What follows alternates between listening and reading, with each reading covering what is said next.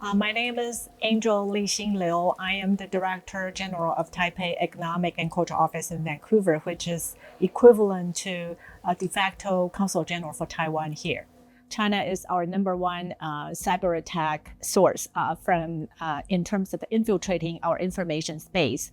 And in order to counter that measures, our government has Anti-Infiltration Act of 2020, and we have stronger law enforcement to try to debunk or detect or that any measures that is done by PRC's United Front Department. The other thing is our strong civil society.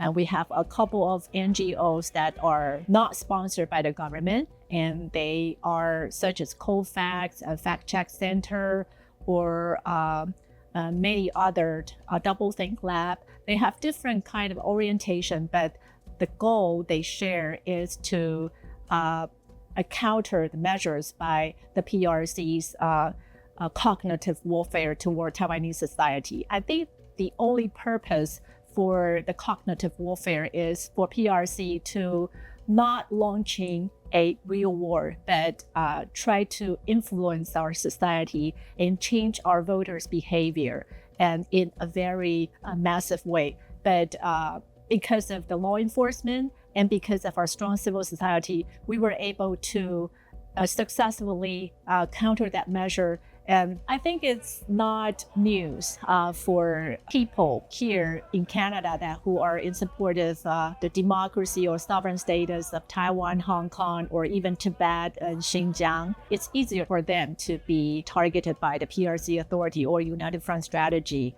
for transnational repression. The suppression is not happening only in Hong Kong, and it could be possibly happen overseas.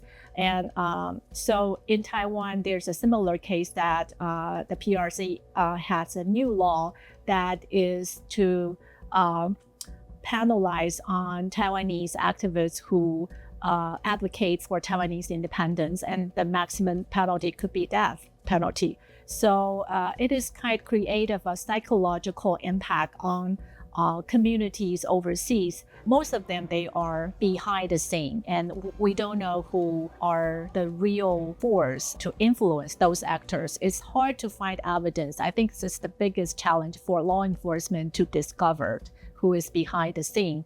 The local Chinese media usually are indirectly influenced by the PRC authority not to cover the events or activities that our office hosts. So that is to kind of not to report on our events. And furthermore, they sometimes do bias reporting. And the other part is self-censorship. Some Taiwanese who do business here with Chinese businessmen are more reluctant to publicly support our advocacy for international participation. So maybe they are afraid of being censored or coerced economically if they publicly support our events. The people-to-people exchange and people-to-people ties, not only between China and Taiwan, but here, the Chinese and Taiwanese are interacting in a very healthy way. I would encourage our Taiwanese Canadian community to trust the government.